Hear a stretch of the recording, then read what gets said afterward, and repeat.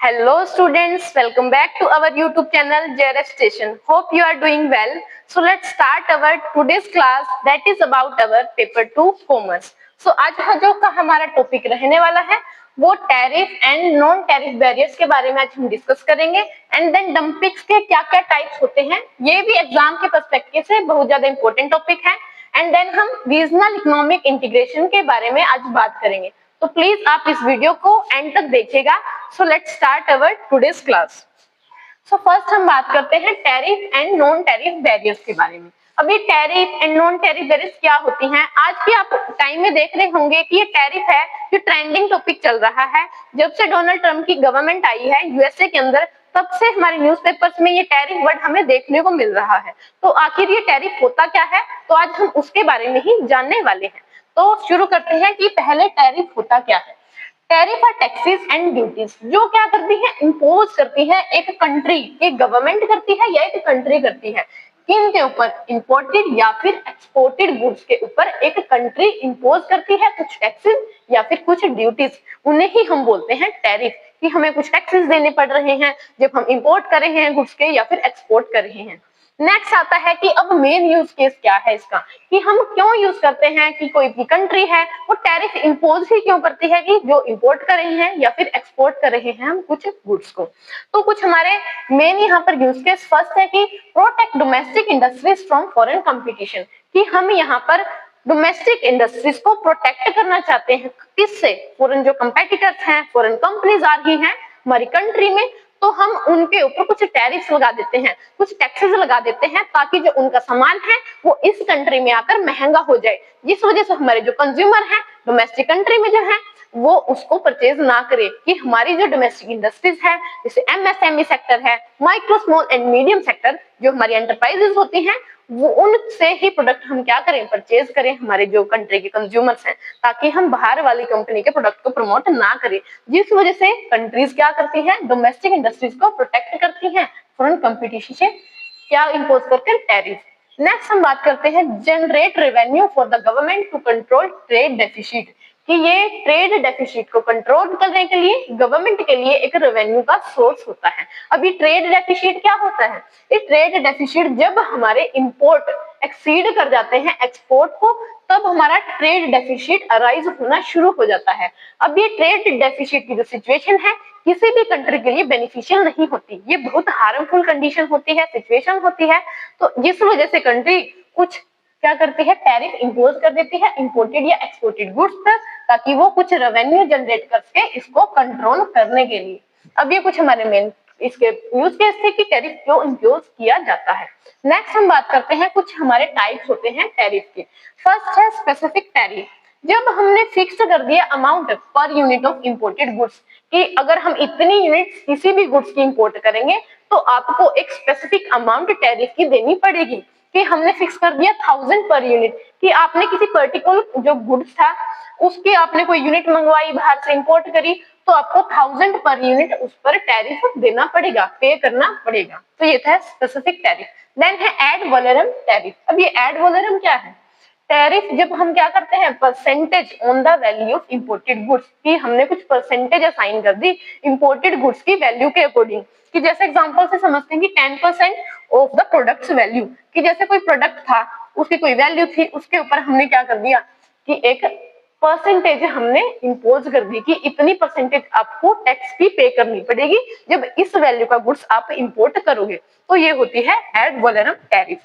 Next है compound tariff. Compound मतलब कुछ कॉम्बिनेशन है, कुछ टैरिफ का ये कॉम्बिनेशन है, कि यहाँ पर हम specific and ad valorem tariff के कॉम्बिनेशन को ही इंपोज करते हैं, जिसे हम बोलते हैं कंपाउंड टैरिफ। नेक्स्ट है प्रोटेक्टिव टैरिफ। प्रोटेक्टिव के नाम से जैसे हम मीनिंग थोड़ा क्लियर हो रहा है कि कुछ ये प्रोटेक्ट करने का काम कर रहा है, जिस वजह से हम टैरिफ ये इंपोज करते हैं इंपोर्टेड या एक्सपोर्टेड गुड्स पर। कि हाई टैरिफ हम लगाते हैं ताकि हम प्रोटेक्ट कर सकें डोमेस्टिक इंडस्ट्रीज को फ्रॉम फॉरेन कंपेटिटर्स। नेक्स्ट है sliding scale duty. Sliding scale मतलब वो फिक्स नहीं है, स्लाइड कर रही है, वो फ्लक्चुएट कर रही है on the basis of the value of the, जो भी हम गुड्स हम इंपोर्ट कर रहे हैं या एक्सपोर्ट कर रहे हैं, on the basis of international market prices है जो भी गुड्स का या फिर जो सर्विसेज हैं, तो उसके बेसिस पे ये क्या करती है, हमारी फ्लक्चुएट करती है। जैसे एक तरह का ये टैरिफ सिस्टम है जहां पर जो रेट है ड्यूटी की वो फ्लक्चुएट मतलब चेंज हो रही है on the basis of changes in, कि किसमें चेंजेस हो रहे हैं, हमारे इंटरनेशनल मार्केट प्राइसेस में चेंजेस हो रहे हैं, क्वांटिटी ऑफ इंपोर्ट्स के अकॉर्डिंग ये चेंज हो रही है, या फिर डिमांड एंड सप्लाई कंडीशंस है जो हमारी गुड्स से रिलेटेड वो सीजनली हमारी चेंज हो रही है, जिस वजह से हम कुछ टैरिफ इंपोज करते हैं इंपोर्टेड गुड्स पर या एक्सपोर्टेड गुड्स पर। तो ये थे हमारे टैरिफ के टाइप्स। नेक्स्ट हम डिस्कस करते हैं नॉन टैरिफ बैरियर्स क्या होती हैं। ये टैरिफ तो हमने देख लिया, कुछ टैक्सेस हैं, कुछ एक फिक्स कर दिया अमाउंट जो हमें पे करना है as a taxes as a duty. Next है नॉन टैरिफ की, ये कुछ रिस्ट्रिक्शंस हैं, कोई हम टैक्सेस नहीं लगा रहे, कोई हम ड्यूटीज नहीं लगा रहे, हम यहाँ पर कुछ रिस्ट्रिक्शन डाल रहे हैं जो इंपोर्ट और एक्सपोर्ट को लिमिट कर देंगे, मतलब कम कर देंगे, और या फिर फ्री फ्लो गुड्स को भी हमारे वो कम कर देंगे। अब नेक्स्ट है, इसमें क्या इंक्लूड हो सकता है, क्वांटिटेटिव रेस्ट्रिक्शन है कि हमने एक क्वांटिटी फिक्स कर दी कि आप इतनी ही क्वांटिटी में इंपोर्ट कर सकते हो या एक्सपोर्ट कर सकते हो। नेक्स्ट है, हमने टेक्निकल स्टैंडर्ड्स लगा दिए, कुछ हेल्थ से रिलेटेड कुछ सेफ्टी से रिलेटेड हमने क्या कर दिया, कुछ स्टैंडर्ड एंश्योर कर दिए कि अगर आप इंपोर्ट करोगे इन गुड्स का तो आपको इन स्टैंडर्ड्स को फॉलो कर कर ही आप इंपोर्ट कर सकते हो। नेक्स्ट हमने कुछ ब्यूरोक्रेटिक डिलेज लगा दी। ब्यूरोक्रेटिक डिलेज जैसे हम पढ़ेंगे कि हमने कुछ चेक इन ज्यादा लगा दिए, चेकआउट हमने लगा दिए, जहां पर कस्टम प्रोसीजर्स को हमने बहुत ज्यादा वो बना दिया कि कॉम्प्लेक्स बना दिया हमने। तो नेक्स्ट हम बात करते हैं, कुछ हमारे टाइप्स होते हैं नॉन टैरिफ बैरियर्स के। फर्स्ट है कोटा। अब ये कोटा आपको बहुत जगह वर्ड देखने को मिलेगा। अब कोटे का सिंपल सा मतलब ये होता है कि कुछ हमने क्वांटिटी को फिक्स कर दिया, किसकी, कि हमने क्वांटिटी फिक्स कर दी। जैसे यहाँ पर है कि limits on the quantity of goods that can be imported and exported, कि जो भी हम गुड्स को इंपोर्ट करना चाह रहे थे या एक्सपोर्ट करना चाह रहे थे हमने उस पर लिमिट्स को फिक्स कर दिया, तो यही होता है quota. Next licensing requirements. Licensing requirements का मतलब है कि हमें एक पर्टिकुलर गुड्स को इंपोर्ट करना है या एक्सपोर्ट करना है तो हमें स्पेशल परमिशन की जरूरत पड़ेगी इंडियन गवर्नमेंट से, या हमें कुछ लाइसेंस वगैरह लेना पड़ेगा उस पर्टिकुलर गुड्स को इंपोर्ट या एक्सपोर्ट करने के लिए। देन होती है स्टैंडर्ड एंड रेगुलेशन, कि जैसे हमने अभी डिस्कस करा था, कुछ हेल्थ से रिलेटेड, सेफ्टी से रिलेटेड या एनवायरमेंटल स्टैंडर्ड हमने सेट कर दिए। अगर आप इस गुड्स का इंपोर्ट करोगे या एक्सपोर्ट करोगे तो आपको क्या करना पड़ेगा, इन स्टैंडर्ड्स को, इन रेगुलेशंस को फॉलो करना पड़ेगा जो हमारे इंपोर्ट को रिस्ट्रिक्ट करने का काम करती हैं।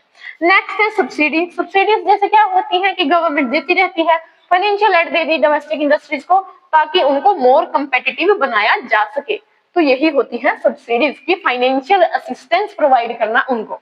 नेक्स्ट है वॉलंटरीली एक्सपोर्ट रेस्ट्रेंट। वॉलंटरीली मतलब अपनी इच्छा से एक्सपोर्ट, जब हम बाहर माल बेच रहे हैं, रिस्ट्रेंट कि हमने कुछ रिस्ट्रिक्शंस डाल दी, कि हमने अपनी इच्छा से, कोई कंट्री थी कि उसने क्या करा, वॉलंटरीली लिमिट्स कर दी अपनी एक्सपोर्ट को टू अनदर कंट्री, की हम तो इतना ही एक्सपोर्ट अलाउड करेंगे एक पर्टिकुलर कंट्री को, तो ये होता है VES, जिसे हम बोलते हैं VER sorry, voluntarily export restraints. Next हम बोलते हैं एडमिनिस्ट्रेटिव एंड ब्यूरोक्रेटिक डिलेज, कि हमने कुछ एडमिनिस्ट्रेशन से रिलेटेड कुछ ब्यूरोक्रेटिक डिलेज को हमने इम्पोज कर दिया, कि जैसे हमने कस्टम प्रोसीजर्स को कॉम्प्लेक्स बना दिया, जिससे क्या होगा, हमारी जो भी डिलेज हो जाएंगी ट्रेड की जो भी ट्रांजैक्शन होंगी उसमें, कि हमने कुछ चेक इन लगा दिए, चेकआउट लगा दिए, कुछ पेपर वर्क को हमने इंक्रीज कर दिया, तो यही होती है ब्यूरोक्रेटिक डिलेज। नेक्स्ट है, ये जो इंपॉर्टेंट है, ये नया वर्ड हो सकता है आपके लिए, एम्बार्गोज। अब ये एम्बार्गोज क्या है, complete ban on trade with in a particular country, with a particular country, कि हमने एक कंट्री के साथ कंप्लीट बैन कर दिया कि हम तो उसके साथ ट्रेड ही नहीं करने वाले, तो यही होता है एम्बार्गोज। तो ये हमारे थे non tariff barriers. I hope कि आपको अच्छे से समझ ये आ गए होंगे। नेक्स्ट हम बात करते हैं कि हमने कोटा को डिस्कस करा कि हम एक लिमिट को फिक्स कर देते हैं क्वांटिटी की, कि हम इतना ही इंपोर्ट करेंगे, इतना ही एक्सपोर्ट करेंगे। तो अब कुछ हमारे कोटास के टाइप्स होते हैं। फर्स्ट है एब्सोल्यूट कोटा। अब फिक्स कर दी हमने limit on the total quantity of imports, की हम कुछ जो भी इंपोर्ट करेंगे किसी भी क्वांटिटी में तो हमने उसको फिक्स कर दिया कि आप इतना ही इंपोर्ट करोगे। तो जब कोटा हमारा मैट हो जाएगा तो इंपोर्ट अलाउड नहीं करा जाएगा हमें, कि हम इतनी ही फिक्स क्वांटिटी में इंपोर्ट कर सकते हैं। नेक्स्ट है टैरिफ रेट कोटा। ये TRQ का मतलब ये है कि हमने इसमें भी एक कोटा फिक्स करा है कि हमने एक लिमिट फिक्स कर दी कि अगर आप इस लिमिट तक इंपोर्ट करोगे, एक्सपोर्ट करोगे, तो आपको लो रेट से आपको टैरिफ पे करना पड़ेगा। लेकिन जब आपने अपने कोटा को एक्सीड कर दिया तो आपको हाई रेट से टैरिफ पे करने पड़ेंगे। तो यही होता है हमारा टैरिफ रेट कोटा की, हायर रेट से आप अप्लाई हो जाएंगे आपके ऊपर जब आप लिमिट को क्रॉस कर दोगे। नेक्स्ट है ग्लोबल कोटा। ग्लोबल मतलब कि वो पूरे ऑल ओवर द वर्ल्ड वो इम्पोज किया गया है कि एक हमने टोटल लिमिट फिक्स कर दी सारी कंट्रीज के साथ without specifying a specific country wise limit, कि हमने कंट्री वाइज लिमिट्स को फिक्स करने के बजाय सारी कंट्रीज के लिए एक ही लिमिट लगा दी कोटास की। नेक्स्ट है सिलेक्टिव कोटा की कंट्री स्पेसिफिक, कंट्री वाइज हमने अलग अलग डिफरेंट लिमिट्स सेट कर दी कोटास की, तो ये होता है सेलेक्टिव कोटा। नेक्स्ट है वॉलंटरीली एक्सपोर्ट रिस्ट्रिक्टिव या रेस्ट्रेंट, की हमने कंट्री ने क्या करा, अपनी इच्छा से एक्सपोर्ट को रिस्ट्रिक्ट कर दिया। नेक्स्ट है import licensing quotas. Import licensing की अगर आपको इंपोर्ट करना पड़ेगा तो कुछ आपको लाइसेंस लेना पड़ेगा, स्पेशल परमिशन लेनी पड़ेगी।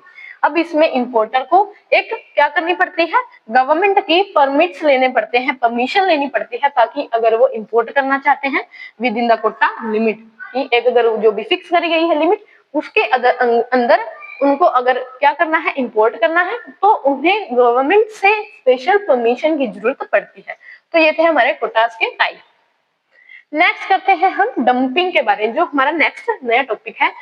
It occurs when a country or a company export a product at a price lower than its domestic price, या फिर प्रोडक्शन कॉस्ट, की जब एक कंपनी या एक कंट्री अपनी प्रोडक्शन कॉस्ट या फिर जो उसका डोमेस्टिक प्राइस है उससे कम प्राइस में अपने गुड्स को एक्सपोर्ट करती है एक अनदर कंट्री में, तो उसे ही हम बोलते हैं डंपिंग, कि हमने अपने गुड्स को डंप कर दिया। डंप मतलब हम बिल्कुल थोड़े ही प्राइस पर क्या कर देते हैं, उसको एक्सपोर्ट कर देते हैं। अभी हम करते क्यों हैं, भला कंट्री जो कंपनीज है उसको कम में क्यों बेचें, उसका मेन रीजन है कि वो मार्केट डोमिनेंस को एक्वायर करना चाहती हैं, कि मोनोपोली को वो क्रिएट करना चाहती हैं।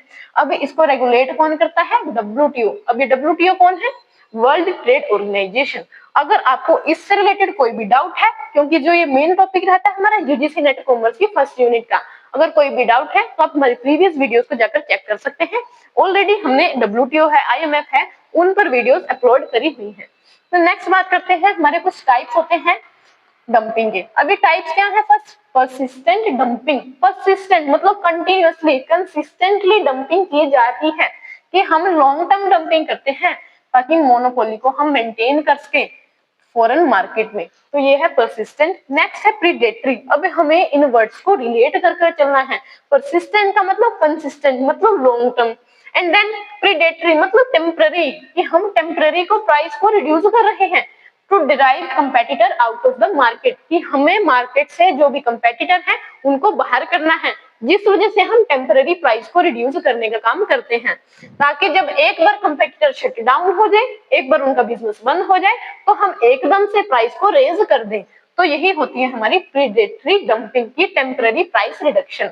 नेक्स्ट है स्पोरेडिक डंपिंग। अब हमें इनवर्ट्स को रिलेट करना है, तो स्पोरेडिक मतलब ओकेजनल, कि हम कुछ ओकेजनली डंपिंग कर रहे हैं, कि कुछ ओकेजन आ गया, सीजन वाइज हम डिमांड जो प्राइस के अकॉर्डिंग, डिमांड सप्लाई के अकॉर्डिंग प्राइसेस को रिड्यूस करते रहते हैं। अब ये मेन क्या करते हैं, हम इसमें गेट रीड करना चाहते हैं, छुटकारा पाना चाहते हैं एक्सेस इन्वेंट्री से, कि हमारे पास किसी कंट्री के पास, किसी कंपनी के पास बहुत ज्यादा इन्वेंट्री उसने स्टोर कर ली थी, जिस वजह से उसने उससे छुटकारा पाने के लिए एक कंट्री में जाकर बिल्कुल कम प्राइस पे उसको एक्सपोर्ट कर दिया, ताकि वो डोमेस्टिक मार्केट से भी क्या कर सके, उसको सेल नहीं कर पा रही थी, जिस वजह से उसने बाहर उसको सेल करा।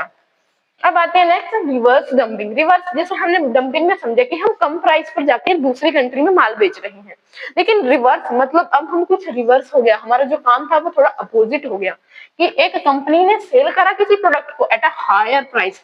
अब इस डंपिंग में वो हाई प्राइस पे सेल कर रही है then it's domestic market price, कि डोमेस्टिक मार्केट में तो उसका प्राइस कम था किसी पर्टिकुलर गुड्स का, लेकिन उसने हाई प्राइस पे सेल करने की ठानी, कि उसने हाई प्राइस पे फॉरेन मार्केट में एक्सपोर्ट करेगी वो गुड्स को। नेक्स्ट बात करते हैं टेक्नोलॉजिकल डंपिंग। ये भी आपके लिए थोड़ी नई हो सकती है। तो इसमें क्या है कि हम आउटडेटेड प्रोडक्ट्स हैं या फिर लो क्वालिटी टेक्नोलॉजिकल प्रोडक्ट की हमने बिल्कुल आउटडेटेड हो चुके थे, हमारी कंट्री में उसको कोई परचेज ही नहीं कर रहा था, तो जिस वजह से हमने सोचा क्यों ना इस प्रोडक्ट को, इस लो क्वालिटी टेक्नोलॉजी प्रोडक्ट को हम एक्सपोर्ट करें डोमेस्टिक जो हमारी कंट्री से बाहर, कि हमने आउटडेटेड को, लो क्वालिटी प्रोडक्ट को हमने फॉरेन मार्केट में सेल करा। तो ये होती है टेक्नोलॉजिकल डंपिंग। तो ये हमारे कुछ डंपिंग का मीनिंग था और उसके कुछ टाइप्स थे। ये भी आपका वेरी वेरी इंपॉर्टेंट मैं टॉपिक कहूंगी, क्योंकि यहाँ से पहले क्वेश्चन आ चुके हैं, तो मैंने सोचा क्यों ना इस टॉपिक को भी स्टूडेंट्स को प्रोवाइड किया जाए। नेक्स्ट हम बात करते हैं रीजनल इकोनॉमिक इंटीग्रेशन। तो ये जो टॉपिक है ये भी हमारे एग्जाम के पर्सपेक्टिव से इंपॉर्टेंट है, क्योंकि यहाँ से भी इसके लेवल से रिलेटेड क्वेश्चंस पहले हर बार पूछे जाते हैं यूजीसी नेट कॉमर्स के पेपर में। तो पहले हम बात करते हैं कि रीजनल इकोनॉमिक इंटीग्रेशन है क्या। तो इसका मतलब होता है कुछ एग्रीमेंट्स किए हैं बिटवीन डिफरेंट कंट्रीज में, कि कुछ कंट्रीज ने आपस में एग्रीमेंट कर लिए जो एक स्पेसिफिक रीजन की बिलोंग करती थी, स्पेसिफिक रीजन से बिलोंग करती थी, ताकि वो ट्रेड बैरियर्स को रिड्यूस कर सके एंड कोऑर्डिनेट कर सके अपनी economic policies for mutual benefit. कि उन्होंने कुछ एग्रीमेंट्स करा, स्पेसिफिक रीजन की कुछ कंट्रीज से आपस में एग्रीमेंट करा कि वो अपनी जो भी ट्रेड बैरियर्स हैं उनको रिड्यूस करेंगे और इकोनॉमिक पॉलिसीज है आपस में उनको कोऑर्डिनेट करने का काम करेंगे, ताकि उनको म्यूचुअल बेनिफिट्स उससे मिले, कि आपस में उन दोनों को बेनिफिट्स इससे मिले।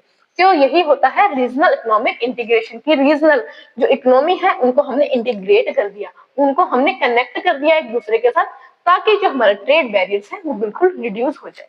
तो यही था हमारा ये। अब मेन गोल इसका क्या है कि हम रीजनल इकोनॉमिक इंटीग्रेशन करते क्यों हैं, हम एग्रीमेंट्स ही क्यों करते हैं स्पेसिफिक रीजन की कंट्रीज के बीच में। तो मेन इसका यही है कि हम इकोनॉमिक कोऑपरेशन को इंक्रीज करना चाहते हैं, ट्रेड को बढ़ाना चाहते हैं और इन्वेस्टमेंट को इंक्रीज करना चाहते हैं अमंग मेंबर नेशंस या मेंबर कंट्रीज। अब नेक्स्ट है लेवल्स। अब इसके लेवल्स होते हैं 6 लेवल को हम 1 बाय 1 ही डिस्कस करेंगे और 1 बाय 1 ही इनका स्टेप होता है। एक आप मान लीजिए प्रोसेस है कि जिसको ऐसे नहीं कि हम पीटीए से सीधा पॉलिटिकल यूनियन पे पहुंच जाएंगे, पीटीए से सीधा हम इकोनॉमिक यूनियन पर पहुंच जाएंगे, ऐसा नहीं है। हम इनको 1 बाय 1 ही अरेंज करते हैं इन ऑर्डर वाइज। यही आपसे क्वेश्चन पूछा जाता है कि पहले पीटीए आता है, पहले एफटी आता है, बाद में कौन सी हमारी जो डिफरेंट यूनियंस आती हैं। तो हम 1 बाय 1 इनको step by step as a type of process हम इनको डिस्कस करेंगे। तो फर्स्ट होती है पीटीए। अब ये पीटीए क्या है? Preferential trade agreements. A trade agreement where member countries reduce tariff on certain products from each other। अब उन्होंने क्या करा कि कुछ टैरिफ बैरियर्स थे मेंबर कंट्रीज के बीच में, उन्होंने उसको रिड्यूस कर दिया, but do not eliminate them completely, कि उन्होंने कुछ ही गुड्स पर उसको रिड्यूस करा, कंप्लीटली उसको रिमूव करने का काम नहीं करा। तो यही थी मेन इसकी फीचर, कि वहां पर हम क्या करते हैं, मेन यहाँ पर है कि हम सर्टेन प्रोडक्ट्स पर ही टैरिफ को रिड्यूस करने का काम करते हैं, ना कि उसको कंप्लीटली हम खत्म कर देते हैं। नेक्स्ट होता है free trade agreement. Free trade मतलब हमने जो बैरियर्स थे उसको फ्री कर दिया, सब बैरियर्स को हमने यहाँ पर रिमूव कर दिया। Member countries remove all trade barriers, जिसे हम बोल सकते हैं टैरिफ है या कोटास है, उन goods and services among themselves. जो भी वो गुड्स सर्विसेज का आपस में ट्रेड करते हैं उन पर से उन्होंने क्या कर दिया, सारी की सारी ट्रेड बैरियर्स को रिमूव कर दिया, बट मेंटेन करते हैं वो independent policy with non member countries, कि जो भी नॉन मेंबर कंट्रीज हैं उनके साथ उनकी इंडिपेंडेंट पॉलिसीज चलती रहेंगी। तो यही था हमारा फ्री ट्रेड एग्रीमेंट। नेक्स्ट होती है कस्टम यूनियन। अब ये कस्टम यूनियन क्या है कि लाइक एन एफटीए, की एफटीए तो इसमें इंक्लूड होता ही है, but members also adopt a common external tariff. एक कॉमन एक्सटर्नल टैरिफ वो इंपोज करते हैं, अडॉप्ट करते हैं नॉन मेंबर नेशन के लिए। अब मेन इसकी फीचर यही है कि यहाँ पर कॉमन एक्सटर्नल टैरिफ सीईटी को यहाँ पर अडॉप्ट किया जाता है नॉन मेंबर कंट्रीज के साथ। तो यही थी हमारी कस्टम यूनियन। नेक्स्ट है कॉमन मार्केट। फोर्थ हमारा जो लेवल आता है वो कॉमन मार्केट है, कि इसमें कस्टम यूनियन तो इंक्लूड होती है, कि जो भी हमारी वो इनकी फीचर्स थी जो हमने प्रीवियस लेवल्स को डिस्कस करा, तो वो तो इसमें होंगी, अनदर भी कुछ अलाउड हो जाएंगी इसमें, कि हमने फ्री मूवमेंट को अलाउड कर दिया। गुड्स की मूवमेंट है, लेबर की है, कैपिटल की है, विद इन द रीजन की, एक रीजन की जो भी कंट्रीज थी आपस में उन्होंने फ्री मूवमेंट को अलाउड कर दिया, लेबर की, कैपिटल की या फिर गुड्स की। नेक्स्ट होती है इकोनॉमिक यूनियन। अब इकोनॉमिक यूनियन हमारा 5th लेवल होता है रीजनल इकोनॉमिक इंटीग्रेशन का, कि इसमें हमने एक कॉमन मार्केट के साथ कोऑर्डिनेट कर दिया economic, monetary and fiscal policies, कि जो भी हमारी पॉलिसीज होती हैं, कि मॉनेटरी पॉलिसी एक सेंट्रल बैंक बनाता है किसी भी कंट्रीज की, फिस्कल पॉलिसीज को गवर्नमेंट बनाती है डिफरेंट कंट्रीज की, तो उनको हमने कोऑर्डिनेट करने का काम यहाँ पर किया है। जैसे हम डिस्कस करते हैं इसका एग्जांपल, यूरोपियन यूनियन है जिसमें 27 कंट्रीज हैं इसकी मेंबर। पहले 28 कंट्रीज इसकी मेंबर हुआ करती थी, लेकिन ब्रिटेन ने यहाँ से एग्जिट किया, तो जिसको ही हम बोलते हैं ब्रेक्जिट। तो ईयू भी इसको नाम से जाना जाता है। यहाँ पर मेंबर्स शेयर करते हैं कॉमन करेंसी। कॉमन करेंसी अब यूरोपियन जो यूनियन है उसकी यूरो होती है, कि जो भी 27 कंट्रीज हैं वो यूरो को ही फॉलो करती हैं and follow common economic policy, की उनकी जो भी इकोनॉमिक पॉलिसीज हैं उनकी एक दूसरे के साथ कोऑर्डिनेटेड वे में उनकी चलती हैं और वो कॉमन पॉलिसीज को ही फॉलो करती हैं। तो ये था हमारा इकोनॉमिक यूनियन। नेक्स्ट होती है पॉलिटिकल यूनियन। अब ये पॉलिटिकल यूनियन हाईएस्ट लेवल होता है इंटीग्रेशन का। तो आपसे ये भी पूछा जा सकता है कि हाईएस्ट लेवल कौन सा है या लोवेस्ट लेवल कौन सा है। तो लोवेस्ट लेवल था हमारा पीटीए, जिसे हम प्रेफरेंशियल ट्रेड एग्रीमेंट बोलते हैं, और हमारा हाईएस्ट लेवल होता है पॉलिटिकल यूनियन, कि हमने पॉलिटिकल जो भी कंट्रीज हैं, पॉलिटिकल रिलेशंस हैं, उनको ही कोऑर्डिनेट कर दिया, कि जहां पर कंट्रीज मर्ज कर देती हैं अपनी पॉलिटिकल एंड इकोनॉमिक पॉलिसीज को into a single entity, into a one entity, कि उनकी जो भी पॉलिटिकल पॉलिसीज हैं, इकोनॉमिक पॉलिसीज हैं, उनको एक एंटिटी में लगा दिया कि अब ये ही एंटिटी इनकी इकोनॉमिक पॉलिसीज हैं, पॉलिटिकल पॉलिसीज को फॉर्मुलेट करने का काम करेगी विद अ कॉमन गवर्नमेंट, की अब जो गवर्नमेंट भी है वो भी उनकी कॉमन बना दी गई है। तो जिस वजह से ये हाईएस्ट लेवल का हमारा इंटीग्रेशन होता है। अब हम कुछ बात करते हैं कि रीजनल जो ट्रेड एग्रीमेंट्स हैं उनके बारे में। कुछ एग्जांपल्स हैं हमारे पास, कि जैसे आसियान होता है, association of south east Asian Nations. Next है शार्क जो कंट्रीज है हमारी, south Asian association for regional cooperation. और नेक्स्ट है हमारी कैरिबियन कम्युनिटी, जिसे हम कैरिकॉम के नाम से भी जाना जाता है। एंड चाइना के बेल्ट एंड रोड इनिशिएटिव, जो आजकल हम इसे देख रहे हैं न्यूज़पेपर्स में, कि चाइना क्या कर रहा है, रोड्स बनवा रहा है डिफरेंट कंट्रीज को लोन दे देकर। तो यही है बीआरआई। अगर आपको आसियान है या शार्क है उससे रिलेटेड कोई भी डाउट है तो आप हमारी प्रीवियस वीडियोस को जाकर वॉच कर सकते हैं, क्योंकि हमने वहां पर ऑलरेडी इनको अच्छे से डिस्कस करा हुआ है। अब नेक्स्ट है हमारा टॉपिक, कि जब हम रीजनल ट्रेड जब एग्रीमेंट्स करेंगे आपस में, तो कुछ हमारे उसके इफेक्ट्स अराइज होना शुरू होंगे। उनमें से ही कुछ है हमारे ट्रेड क्रिएशन, एक होता है ट्रेड डाइवर्जन। अब ये ट्रेड क्रिएशन और ट्रेड डाइवर्जन, इसको किन इकोनॉमिस्ट ने दिया था? जैकोब विनर नाम के इकोनॉमिस्ट थे, जिन्होंने इनको 1950 में डिफाइन करा था। ये इफेक्ट होता है रीजनल ट्रेड एग्रीमेंट्स का। तो फर्स्ट हम बात करते हैं ट्रेड क्रिएशन। ये ट्रेड क्रिएशन एक तरह का पॉजिटिव इंपैक्ट लेकर आता है एक कंट्री के लिए, कि जैसे हम क्या करते हैं इसमें, it occurs when a trade agreement eliminate tariff leading to an increase in trade between member countries. की इसमें क्या होता है, जब एग्रीमेंट हो जाता है कंट्रीज के बीच में साइन, तो जितनी भी ट्रेड बैरियर्स है, टैरिफ है, नॉन टैरिफ बैरियर्स है, तो उनको एलिमिनेट कंप्लीटली उनको खत्म कर दिया जाता है। बिकॉज मोर एफिशिएंट जो प्रोड्यूसर है with in the block replaces less efficient domestic producer, कि अब यहाँ पर एक जो मोर एफिशिएंट प्रोड्यूसर है उसने रिप्लेस कर दिया लेस एफिशिएंट जो हमारा डोमेस्टिक प्रोड्यूसर था, जिस वजह से हमारा इसका पॉजिटिव इंपैक्ट अराइज होना शुरू होगा, जिसे हम बोलते हैं ट्रेड क्रिएशन। नेक्स्ट है ट्रेड डाइवर्जन। अब इसको हम नेगेटिव बोलते हैं इसका, क्योंकि जो कंट्रीज पे इंपैक्ट है वो नेगेटिव तरह से पड़ता है। It occurs when a country stop importing from uh, कि इसमें क्या हुआ कि एक कंट्री थी जो मोस्ट एफिशिएंट जो प्रोड्यूसर है, पहले उससे क्या करती थी, इंपोर्ट करती थी, जब तक उनके कुछ एग्रीमेंट्स साइन नहीं हुए थे दूसरी कंट्रीज के साथ। लेकिन जब उन्होंने कुछ एग्रीमेंट्स साइन कर लिए तो उन्होंने रिप्लेस कर दिया मोर एफिशिएंट को लेस एफिशिएंट के साथ, कि पहले वो मोर एफिशिएंट से इंपोर्ट करती थी, लेकिन ड्यू टू ट्रेड एग्रीमेंट्स उन्हें इंपोर्ट करना पड़ता है अब लेस एफिशिएंट मेंबर कंट्री से, जिस वजह से उनकी जो भी कंट्रीज हैं, इकोनॉमिक पॉलिसीज हैं उनके ऊपर एक तरह का नेगेटिव इंपैक्ट आता है। तो ये था ट्रेड क्रिएशन और ट्रेड डाइवर्जन का कंसेप्ट, जो इंपॉर्टेंट है, आपसे इससे रिलेटेड भी क्वेश्चन पहले पूछे गए हैं।